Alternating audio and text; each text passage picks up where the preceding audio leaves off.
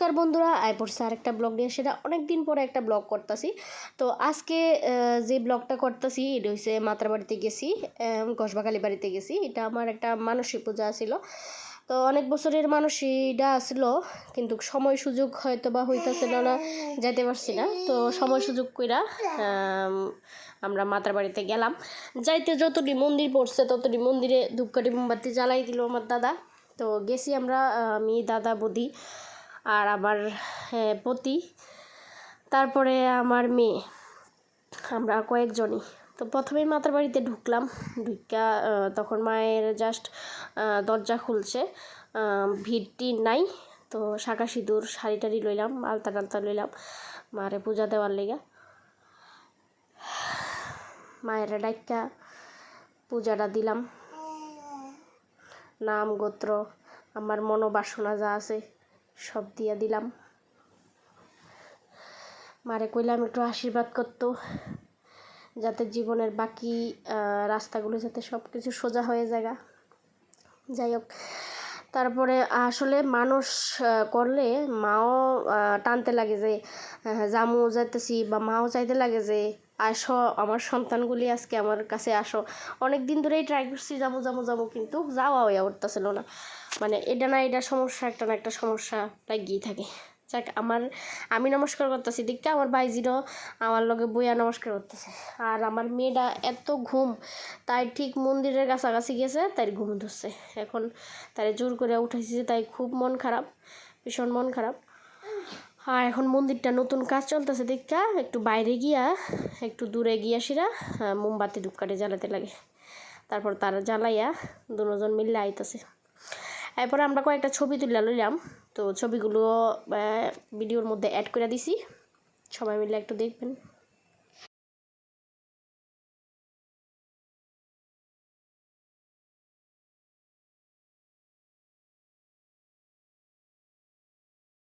পূজা টুজা complete কইরা মাতার বাড়িতে তারপরে যাইতেছি গিয়ে আমরা কসবাখালী বাড়ির উদ্দেশ্যে রওনা হয়েছি। তাই বাবার কাছে থাকছে, তাই বাবার কাছে কি খেলা চিল্লা চিল্লি করতেছে এ বাবার লগে। এরপরে মামা আনছে একটু, মামার চশমাটা লয়ে গেছে গা, মামার চশমা দিয়ে সেটা তাই চশমা দিব। তারপরে আয়া পৌঁছলাম কসবাখালী বাড়িতে। পূজার ঠিক আগ সময়ে আয় পড়ছি।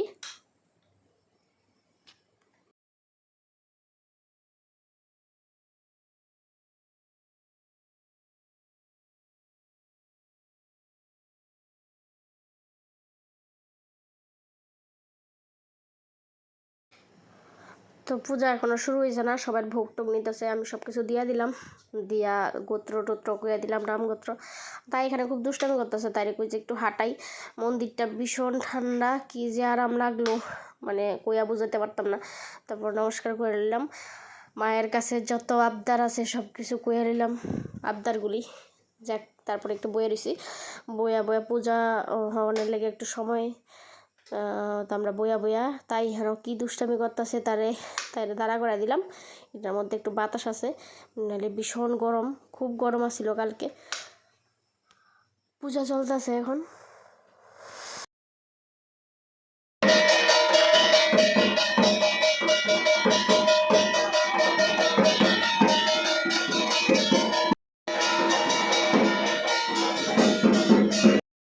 পূজা শেষ করে এলাম, এখন একটু ঘাটের দিকে গেলাম। ঘাটে তো যাওয়া হয়েছে না, তো ঘাটের দিকে গিয়ে একটু দেখলাম, এদিকে দেখে কয়েকটা ছবি টবি তুললাম। তুলে এরপরে আয়া পড়লাম। সবাই ভালো থাকবেন, সুস্থ থাকবেন, আর অবশ্যই পাশে থাকবেন। না হলে আপনাদের সহযোগিতা অনেক বেশি দরকার। আমাদের মতন যারা ব্লগ করে বা যারা ইউটিউবার, যারা নিয়মিত সোশ্যাল মিডিয়াতে কাজ করে, আপনাদের মানে সহযোগিতা ভীষণ পরিমাণে আমাদের দরকার। যার লেগে আমরা না থাকলে আমরা থাকতাম না, এই হচ্ছে কথা। আর আপনাদের সহযোগিতা দরকার, আপনারা তো পাশে থাকবেন। ধন্যবাদ ব্লগটা দেখার জন্য। নমস্কার সবাইরে।